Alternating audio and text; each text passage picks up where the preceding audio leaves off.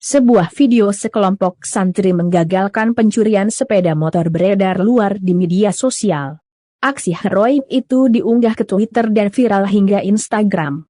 Diketahui, peristiwa pencurian motor itu terjadi di Mesagi Wonosari, Kabupaten Pasuruan, Jawa Timur.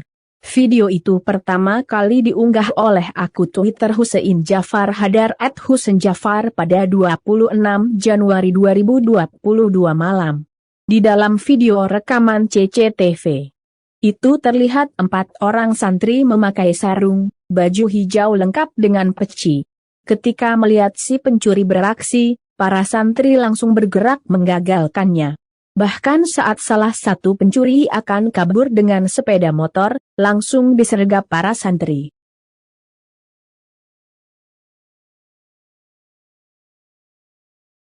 Hai pemirsa Sri Popo TV, jangan lupa komen, like, dan subscribe, serta tonton terus berita-berita terupdate lainnya ya.